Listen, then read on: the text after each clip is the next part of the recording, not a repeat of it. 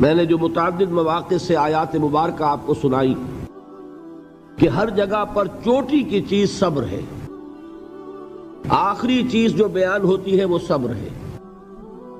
سورۃ العصر میں آخری بات وَتَوَاصَوْا بِالصَّبْرِ یا ایھا الذین آمنوا استعینوا بالصبر والصلاۃ، اے ایمان والو مدد حاصل کرو صبر سے اور نماز سے۔ ان اللہ مع الصابرین، اللہ تعالی صبر کرنے والوں کے ساتھ ہے۔ اور پھر آگے چل کر وبشر الصابرین الذین اذا اصابتهم مصیبۃ قالوا انا للہ وانا الیہ راجعون، اے نبی بشارت دیجئے، خوشخبری دیجئے ان صبر کرنے والوں کو کہ جن پر جب بھی کوئی تکلیف یا مصیبت نازل ہوتی ہے تو کہتے ہیں کہ ہم اللہ ہی کے ہیں اور اللہ ہی کی طرف ہمیں لوٹ جانا ہے۔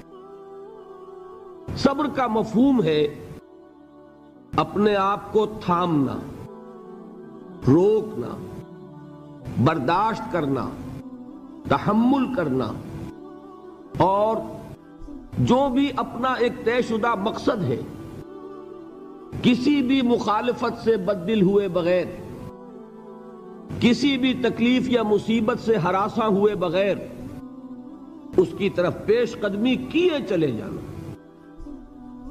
بڑی سخت سردی پڑ رہی ہے، فجر کا وقت ہے، گرم پانی کا اہتمام نہیں ہے، اب اس وقت فجر کی نماز کے لیے اٹھنا، ٹھنڈا پانی اگر ہے تو وضو تو کرنا ہوگا، اس ٹھنڈے پانی سے وضو کرنا، اس وقت لحاف سے نکلنا ہی بہت مشکل، ٹھنڈے پانی سے وضو کرنا اور مصیبت۔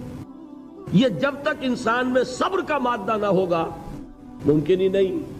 اس کو کہیں گے صبر علی الطاعہ، اطاعت پر صبر کرنا۔ ناگواری محسوس ہو رہی ہے لیکن اس ناگواری کو برداشت کرتے ہوئے انسان اللہ کے حکم کے اوپر جمع رہے، اللہ کے حکم پر عمل کرے۔ یہ کیا ہے؟ یہ صبر ہے۔ اگر یہ صبر نہیں ہے تو ظاہر بات ہے کہ انسان اللہ کے اس حکم پر عمل نہیں کر سکے گا۔ صبر کا مادہ نہیں ہوگا تو آپ کام نہیں کر سکیں گے۔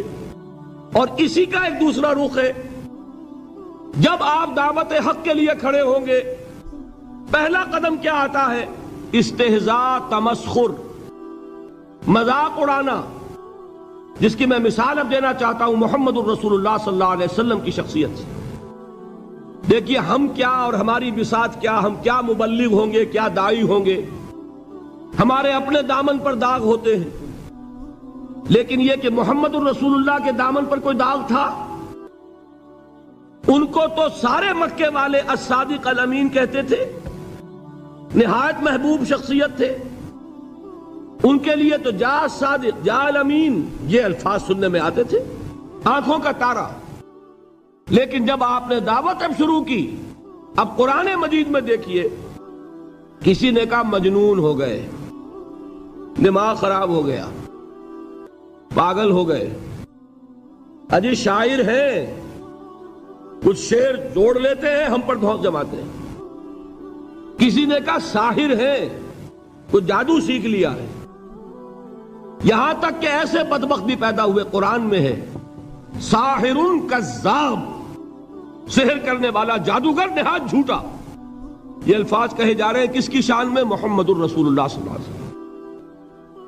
قرآن میں نقل کیا گیا یا ایھا الذی نزل علیہ الذکر انک لمجنون۔ کبھی آپ نے اس کا ترجمہ سوچا؟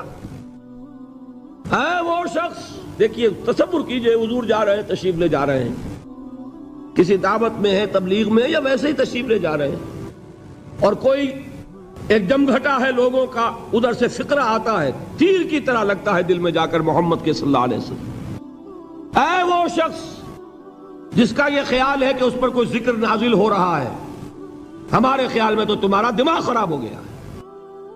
یا ایھا الذی نزل علیہ الذکر انک لمجنون، کہا کہ نہیں کہا؟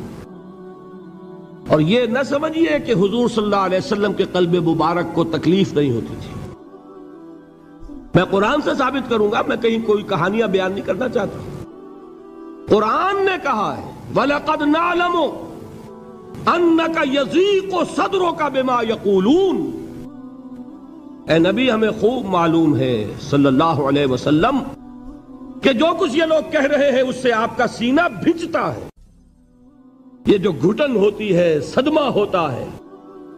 انک یضیق صدرک بما یقولون، ہمیں خوب معلوم ہے کہ جو کچھ یہ باتیں آپ کو سننی پڑ رہی ہیں، یہ کڑوی کسیلی باتیں، یہ جو فقرے چست ہو رہے ہیں، استہزاء ہو رہا ہے، تمسخر ہو رہا ہے۔ سورہ حجر میں ہے، ایک جگہ کھڑے ہوئے لوگ قرآن کا مذاق اڑا رہے ہیں، بھائی فلاں آیت تم لے جانا، فلاں آیت میری ہوگی، اس کے ٹکڑے کر رہے ہیں، اس کے ٹکڑے حصے بکھرے کر کے قیمہ بنا کر ان آیات کا تمسخر اڑا رہے ہیں۔ ایک جگہ قرآن مجید میں مذکور ہے کہ فرشتوں کا مذاق اڑ رہا ہے، بھائی یہ دیکھو محمد نے کہا ہے صلی اللہ علیہ وسلم کہ جہنم پر تو کل 19 فرشتے ہیں، علیہا 19 قرآن میں آیت نازل ہوئی۔ ایک پہلوان کہتا بھائی 10 کو تو میں سنبھال لوں گا، باقی 9 کا تم انتظار کر لو۔ یہ باتیں آ رہی ہیں حضور کے کانوں میں، کلام الہی کے ساتھ کیا سلوک ہو رہا ہے، مجھ پر کیا فقرے چست کیے جا رہے ہیں، مجھ پر جس طریقے سے استہزاء اور تمسخر کا رویہ اختیار کیا گیا ہے، دل بھج رہا ہے، دل میں صدمہ ہے۔ دیکھیے سورہ نون ہے، اور میرے نزدیک یہ دوسری وحی ہے جو حضور پر نازل ہوئی ہے، اس کی ابتدائی آیات، نون والقلم وما یسطرون ما انت بنعمت ربک بمجنون وان لک لاجرا غیر ممنون وانک لعلی خلق عظیم فستبصر ویبصرون بأیکم المفتون ان ربک هو یعلم بمن ضل عن سبیلہ وهو اعلم بالمہتدین۔ نون، قسم ہے قلم کی اور جو کچھ یہ لکھتے ہیں۔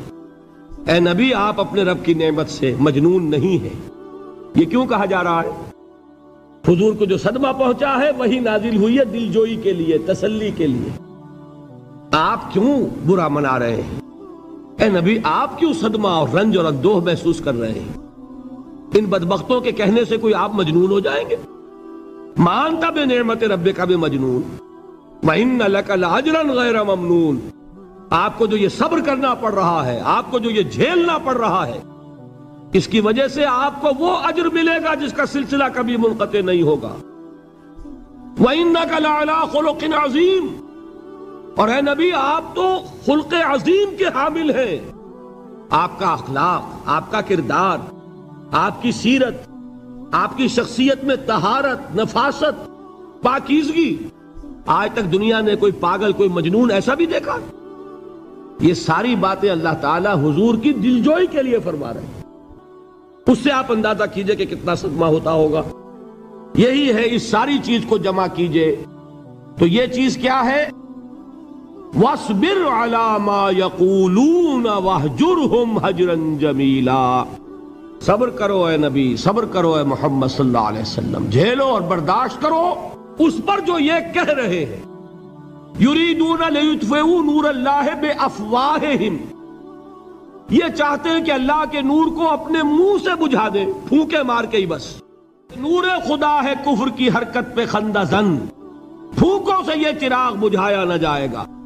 یریدون لیطفئوا نور اللہ بافواہہم واللہ متم نورہ ولو کرہ الکافرون، یہ چاہتے ہیں کہ اپنے منہ کی پھونکوں سے اللہ کے نور کو بجھا دیں، حالانکہ اللہ تعالیٰ تو اپنے نور کا اتمام فرما کر رہے گا، خواہ ان کافروں کو کتنا ہی ناگوار ہو۔ اس کی ترجمانی ہے نور خدا ہے کفر کی حرکت پہ خندہ زن، پھونکوں سے یہ چراغ بجھایا نہ جائے گا۔ یہی وجہ ہے، دیکھیے مکی صورتوں میں خود نبی اکرم صلی اللہ علیہ وسلم کو اتنے مختلف پیرایوں میں صبر کا حکم دیا گیا۔ کچھ مثالیں میں دے چکا ہوں، وَلِرَبِّكَ فَاصْبِرْ، اسی طریقے سے وَاصْبِرْ كَمَا صَبَرَ أُولُو الْعَزْمِ مِنَ الرُّسُلِ، اے نبی صبر کیجئے جیسے کہ صبر کیا ہمارے اولو العزم رسولوں نے۔ وَاصْبِرْ وَمَا صَبْرُكَ إِلَّا بِاللَّهِ، اے نبی صبر کیجئے اور آپ کا صبر تو اللہ ہی کے سہارے ہے۔ وَاصْبِرْ لِحُکْمِ رَبِّكَ، یہ سورہ نون جس کی ابتدائی آیات میں نے آپ کو سنائی، نون والقلم وما یسطرون ما انت بنعمت ربک بمجنون، اس کا اختتام کیا ہوتا ہے؟ وَاصْبِرْ لِحُکْمِ رَبِّكَ وَلَا تَكُنْ كَصَاحِبِ الْحُوتِ اِذْ نَادَىٰ وَهُوَ مَكْظُومٌ، اے نبی صبر کیجئے اپنے رب کے فیصلے کا، انتظار کیجئے اور اس مچھلی والے کے مانند نہ ہو جائیے۔ مچھلی والا کون؟ حضرت یونس علیہ السلام۔ مچھلی والے نے اپنے دینی حمیت اور غیرت جو تھی اس کی وجہ سے اللہ کے حکم کا انتظار نہیں کیا، اپنی قوم کو چھوڑ کر چل دیے۔ نبی کا، رسول کا یہ معاملہ ہوتا ہے، جیسے کہ آپ کو معلوم ہے کوئی افسر ہے کسی حکومت کا، وہ اپنی پلیس آف ڈیوٹی کو نہیں چھوڑ سکتا، he must stick to his place of duty. بڑے افسرز کے لیے تو یہ بہت بہت اہم بات ہے۔ تو اے رسول، جہاں آپ کو ہم نے تعینات کیا ہے آپ وہاں سے ہل نہیں سکتے کہ ذرا مخالفت ہوئی، لوگوں نے فقرے چست کیے اور آپ کہیں اور چل دیے، دفع ہوئیے، یہ بات نہیں سننا چاہتے میں کسی اور کو سناؤں گا، ہو سکتا ہے نا؟ ہم تو کرتے ہیں نا یہ، اس لیے کہ ہمیں تو اللہ نے کہیں تعینات تو نہیں کیا نا۔ اگر ایک جگہ کے لوگ بات نہیں سنتے، چلو بھائی ہم کہیں اور جائیں گے، وہاں بات سنائیں گے۔ لیکن رسول کا معاملہ ہوتا ہے جو اس کی پلیس آف اپوائنٹمنٹ ہے، he cannot leave his place without the express permission of اللہ سبحانہ وتعالی۔ آپ نے یہ سنا ہوگا، سیرت کی تقاریر میں پڑھا ہوگا کہ مدینے کی طرف ہجرت کی اجازت حضور نے تمام صحابہ کو دے دی، خود منتظر رہے جب تک کہ اللہ کی طرف سے اجازت نہیں آ گئی۔ حضرت ابوبکر پوچھتے رہتے تھے حضور اجازت آ گئی کہ نہیں؟ نہیں ابھی نہیں آئی۔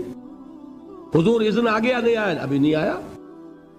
حبشہ کی طرف سب کو بھیج دیا، اجازت دے دی جو جانا چاہے چلا جائے۔ حضور کی صاحبزادی جو حضرت عثمان کے نکاح میں تھی وہ بھی ہجرت کر رہی ہیں، لیکن حضور تو نہیں گئے۔ رسول نہیں چھوڑ سکتا اپنی جگہ کو، یہاں تک کہ تمام تقریباً صحابہ چلے گئے، حضور رہ گئے، حضرت ابوبکر رہ گئے، حضرت علی رہ گئے، اور حضرت ابوبکر پوچھ رہے ہیں بار بار اجازت آئی یا نہیں؟ نہیں ابھی نہیں آئی۔ حضرت عائشہ نے واقعہ بیان کیا کہ ایک روز اچانک دوپہر کے وقت ہم نے دیکھا کہ حضور نے اپنے پورے جسم کو ڈھانپا ہوا ہے، چہرے کو بھی کپڑے میں ڈھانکا ہوا ہے اور تشریف لا رہے ہیں۔ یہ اس میں تعجب کی بات یہ کہ عرب میں آج بھی آپ کو معلوم ہے کہ یہ چیز جو ہے ان کی روایات کے خلاف ہے کہ دوپہر کے وقت کوئی کسی سے ملنے جائے۔ یہ وقت جو ہے قیلولے کا ہے، آرام کا ہے۔ تو این ٹھیک دوپہر کے وقت تشریف لائے حضور، آپ نے آ کے حضرت ابوبکر سے فرمایا کہ اجازت آ گئی ہے۔ حضرت ابوبکر نے بہت خوش ہو کر ایک بات کہی، حضور میں نے 2 اونٹنیاں تیار کی ہوئی ہیں۔ یعنی اب آپ وہ تو سوچتے تھے نا شاباش ملے گی کہ میں نے تیاری کی ہوئی ہے، میں نے 2 اونٹنیوں کو خوب کھلا پلا کے فربا کیا ہوا ہے، بڑی توانا ہے تاکہ ہم تیزی کے ساتھ سفر کر سکیں۔ حضور نے توقف کیا، فرمایا ہاں ٹھیک ہے، 1 اونٹنی میں استعمال کروں گا لیکن میں اس کی قیمت ادا کروں گا۔ حضرت ابوبکر کی آنکھوں میں آنسو آ گئے، روتے ہوئے کہا حضور مجھ سے یہ مغایرت، کیا یہ جان اور مال کسی اور کے لیے ہے؟ آپ مجھ سے بھی کہہ رہے ہیں میری اونٹنی جو ہے وہ بھی بلا معاوضہ آپ قبول نہیں فرما رہے۔ یہ ہے محمد الرسول اللہ کی غیرت اور حمیت کا معاملہ۔ اب دیکھیے ایک بات عجیب ہے، یہ ربط اپنے ذہن میں رکھیے، اللہ تو صبر کی تلقین کر رہا ہے اپنے رسول کو، اور رسول یہی تلقین کر رہے ہیں اپنے صحابہ کو، صبر کرو، جھیلو، برداشت کرو، ہاتھ مت اٹھانا، کوئی جوابی کارروائی نہیں ہوگی، بلکہ اپنے اوپر جھیلو جو کچھ جھیلنا ہے، ڈٹے رہو، پیچھے مت ہٹنا، یہ صبر ہے، لیکن ہاتھ اٹھانے کی اجازت نہیں۔ چنانچہ اب ذرا چشم تصور سے دیکھیے، ابو جہل اس نے جو بدترین روش اختیار کی، وہ ایک خاندان تھا حضرت یاسر، ان کی اہلیہ حضرت سمیہ، اور ان کے فرزند حضرت عمار رضی اللہ تعالی عنہم۔ یہ غلام نہیں تھے، حضرت سمیہ تو کنیز تھیں لیکن یاسر غلام نہیں تھے۔ ان کی کہانی یہ ہے، واقعہ یہ ہے کہ یہ بہت نیک آدمی تھے یاسر، یمن کے باشندے، انہیں کو خواب میں بشارت ہوئی کہ نبی کا ظہور ہونے والا ہے مکے میں، جاؤ شاید ان کے قدموں تک پہنچ جاؤ۔ یہ یمن سے ترک وطن کر کے مکے آ گئے۔ ابو جہل کا ایک چچا تھا، بہت شریف النفس انسان، اس کے ساتھ معاہدہ کیا حلیف بن کر، اور وہ مکے میں رہنے لگے۔ اس لیے کہ یہ نوٹ کر لیجئے، مکہ اس وقت ایک قبیلے کا شہر تھا، صرف قریش۔ یا قرشی رہ سکتا تھا وہاں، یا قرشی کا حلیف، کہ اگر تو کسی قرشی نے آپ کو امان دی ہوئی ہے تو آپ رہ سکتے ہیں مکے میں، ورنہ نہیں۔ یا تیسرے قرشی کا غلام، غلام تو ملکیت ہی ہے اس کی، جیسے بھیڑ بکری ہے کسی قرشی کی، اسی طرح اس کے غلام ہے۔ یہ تین کیٹیگریز تھی انسانوں کی مکے میں۔ اسی کو نوٹ کیجئے کہ جو بیچارے غلام تھے وہ سب سے زیادہ ستائے گئے، اس لیے کہ غلاموں کے تو حقوق ہی کوئی نہیں تھے۔ بلال غلام تھے، ابو فقی غلام تھے، زنیرہ ایک کنیز تھی، ان کو جو ماریں پڑی ہیں اس کا آپ کو معلوم ہے۔ حضرت بلال کے ساتھ جو کچھ امیہ ابن خلف نے کیا، کہ جس طریقے سے کہ حیوانوں کی لاشیں جو ہے کھینچ کر گھسیٹ کر لے جائی جاتی ہیں، ان کی گردن میں رسی ڈال کر گھسیٹتے، اسی طریقے سے حضرت بلال کے گردن میں رسی ڈال کر ٹھیک دوپہر کے وقت مکے کی سنگلاخ گلیوں کے اندر گھسیٹا جاتا تھا۔ نیچے زمین جل رہی ہے توے کی طرح، اور ویسا بھی ہوتا تھا کہ چت لٹا دیا، اوپر سے وہ آگ مکے کا، کہ سورج جو ہے ذرا نوٹ کیجئے، آگ برسا رہا، نیچے زمین توے کی طرح جل رہی ہے، اور ایک بھاری سل بھی لا کر جو ہے سر پر رکھ دی، چھاتی پر رکھ دی گئی ہے کہ آواز نہیں نکل رہی، جھاگ نکل رہے منہ سے، لیکن اس حال میں بھی احد احد احد، ایک ایک اللہ، قل هو اللہ احد، الفاظ نکل رہے۔ یہ ہے وہ صبر، صبر علی الابتلاء، صبر علی الایذاء۔ یہ ابتلاء اور ایذاء پر صبر ہے، جھیلو، برداشت کرو، اس توحید پر قائم رہو، محمد کی رسالت کے اقرار کرتے رہو صلی اللہ علیہ وسلم، لیکن ہاتھ نہیں اٹھانا۔ اب میں آپ کو بتا رہا تھا یہ تو غلام تھے، یہ جو تھے یاسر، یہ حلیف تھے، غلام تو نہیں تھے نا۔ البتہ وہ ابو جہل کے چچا کی کنیز تھی یہ سمیہ، انہوں نے اجازت لے کر ان سے نکاح کر لیا، یہ تو کنیز رہیں گی۔ بیٹا جو ہوا وہ بھی ایک طرح سے، جب کنیز زیادہ ہے تو غلام ہو گیا، عمار ابن یاسر۔ وہ جو شخص تھا بہت شریف النفس ابو جہل کا چچا، وہ مر گیا، اب ابو جہل جو ہے اس خاندان کا سربراہ ہے، لہذا یہ تینوں جو افراد ہیں وہ اس کے رحم و کرم پر ہیں۔ یاسر کو بھی پروٹیکشن اگر ہے تو ابو جہل کی ہے، ابو جہل جو چاہے کرے، اور سمیہ تو کنیز ہے ہی، اس کا تو کوئی حق ہے ہی نہیں، جو چاہے کرے، اور عمار ان دونوں کا بیٹا ہے، لہذا بدترین معاملہ کیا ابو جہل نے ان تین افراد کے ساتھ۔ حضرت سمیہ کے ساتھ جو کچھ کیا گیا ہے آپ اس کا تصور نہیں کر سکتے۔ بالآخر جو شہید کیا ہے حضرت سمیہ کو، ایذائیں دے دے کے، سسکا سسکا کے، ان کے جسم کے نازک حصوں کو جلا کے، داغ دے کر، کہتا کیا تھا، ایک دفعہ کہہ دو کہ میرا جو یہ بت ہے یہ بھی الہ ہے، مان لو، میں چھوڑ دوں گا۔ تنگ آ گیا، کسی طریقے سے ایک دفعہ کہہ دو پھر میں چھوڑ دوں گا۔ لیکن یہ میاں بیوی حضرت یاسر اور حضرت سمیہ رضی اللہ تعالی عنہما، یہ ہے ثبات، یہ ہے صبر، یہ ہے استقلال، ایک مرتبہ بھی کہنے کے لیے تیار نہیں ہوئے، جو چاہو کر لو، اب ہم تو اس سے پیچھے نہیں ہٹیں گے۔ تنگ آ کر اس نے حضرت سمیہ کی تو شرمگاہ میں برچھا مارا ہے اور شہید کیا۔ حضرت یاسر کے بارے میں ایک روایت یہ ہے، ستا ستا کے، تنگ کر کر کے، آخر کار جو ختم کیا، انہیں شہید کیا کس طرح، 4 سانڈ اونٹ جوان، ان سے رسے باندھے، ایک رسے سے ایک بازو باندھا، دوسرے سے دوسرا بازو باندھا، تیسرے سے ایک ٹانگ باندھی، چوتھے سے دوسری ٹانگ باندھی، اور چاروں کو دوڑایا ہے کہ جسم کے پرخچے ہو گئے۔ اس وقت سامنے سے حضور گزرتے تھے جبکہ آل یاسر کے ساتھ یہ معاملہ ہو رہا ہے، کیا فرماتے تھے، اصبروا یا آل یاسر فإن موعدکم الجنہ، اے یاسر کے گھر والوں صبر کرو، جھیلو، اس لیے کہ تمہارے وعدے کی جگہ جنت ہے۔ اللہ تعالیٰ ادھر آنکھ بند ہوگی ادھر جنت میں تمہارا داخلہ ہو جائے گا۔ یہ ہے تواصوا بالصبر والعصر ان الانسان لفی خسر۔ یہ تواصوا بالصبر پر کون عمل کر رہا ہے؟ محمد الرسول اللہ صلی اللہ علیہ وسلم۔ دے تو بھی محمد کی صداقت کی گواہی۔ یہ صداقت کی گواہی دیتے ہوئے انہوں نے اپنی جانیں دے دی۔ 4 سے لے کر 12 تک 8 برس، اس کو کہتے ہیں پرسیکیوشن، فزیکل پرسیکیوشن، تشدد، مار پیٹ، جلانا، دہکتے ہوئے انگاروں پر لٹانا، فاقے رکھنا، بھوکے رکھنا، ان کو ڈال دی گئی زنجیریں، گھروں میں بند کر دیا گیا نوجوانوں کو۔ حضرت عثمان کو چچا نے ان کے ایک چٹائی کے اندر لپیٹا اور دھونی دے دی، دم گھٹ رہا ہے، جان نکل رہی ہے۔ حضرت مصعب بن عمیر رضی اللہ تعالی عنہ، وہ نوجوان 200 درہم کا جوڑا ان کا سل کر آتا تھا شام سے تیار ہو کر، لباس معطر ہوتا تھا، جدھر سے نکل گیا پوری گلی جو ہے وہ معطر ہو گئی، انگلیاں اٹھ رہی ہیں، وہ جا رہا ہے مصعب، یہ خوشبو اس کی ہے۔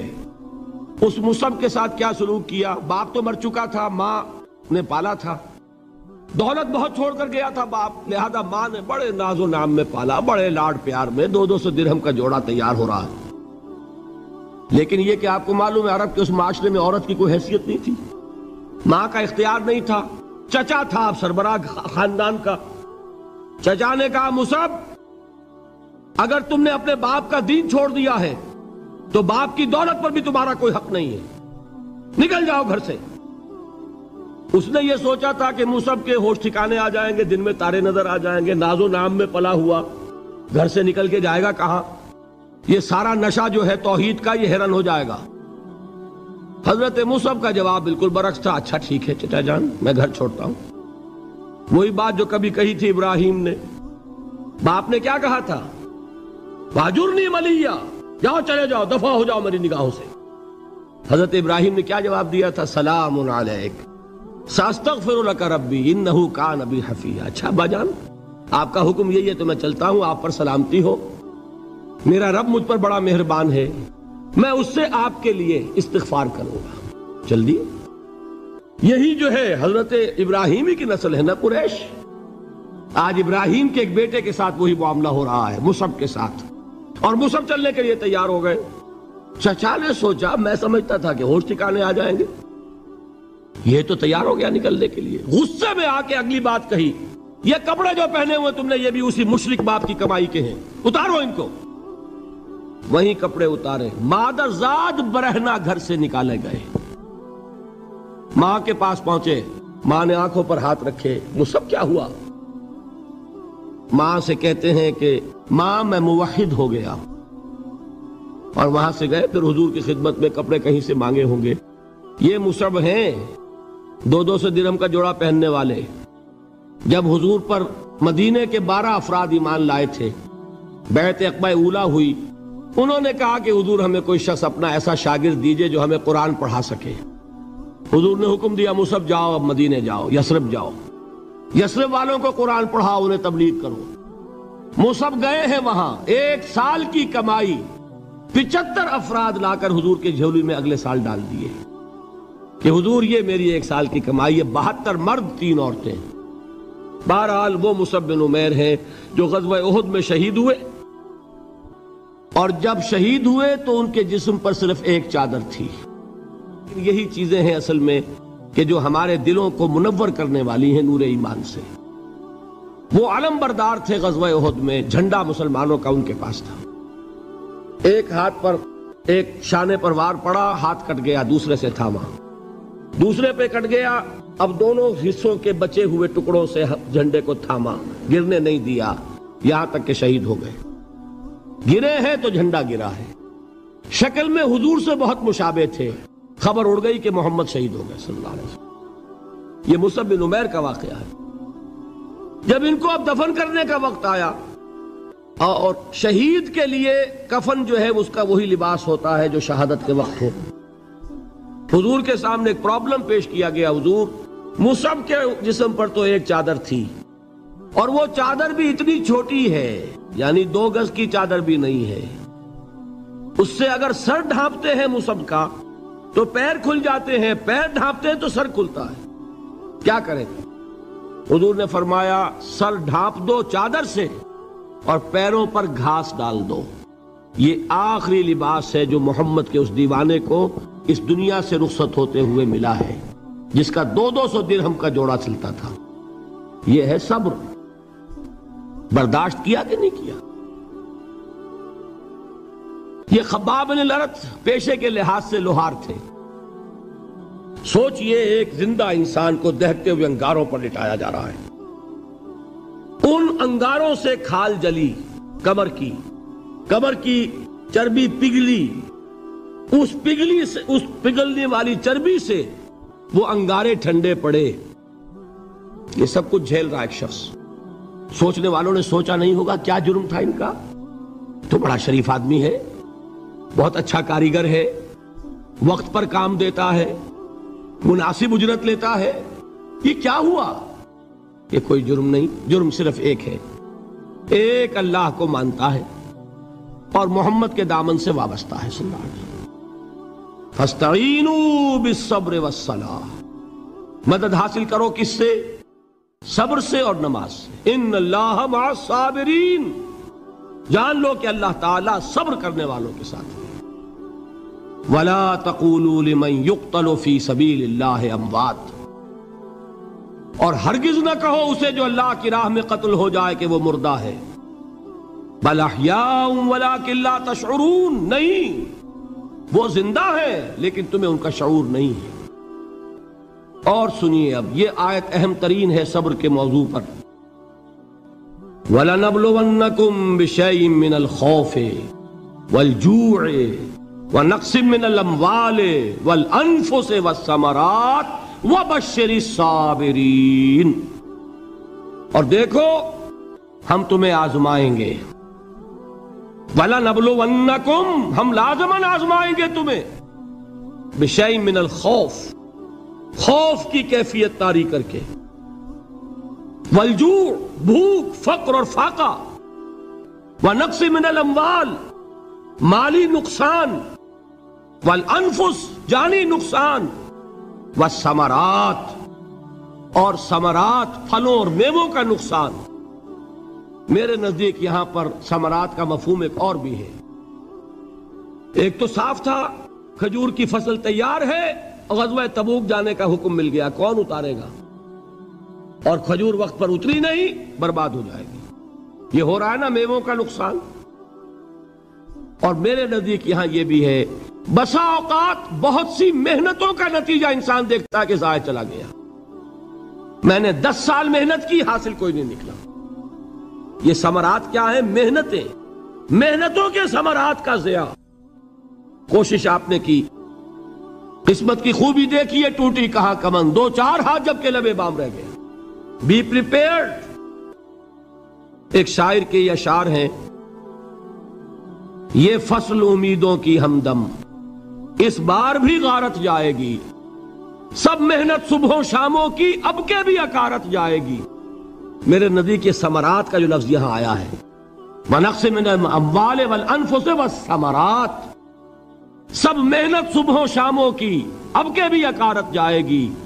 دھرتی کے کونوں کھدروں میں پھر اپنے لہو کی کھاد بھرو، پھر مٹی سینچو اشکوں سے، پھر اگلی رت کی فکر کرو، پھر اگلی رت کی فکر کرو، جب پھر ایک بار اجڑنا ہے۔ ایک فصل پکی تو بھر پایا، تب تک تو یہی کچھ کرنا ہے۔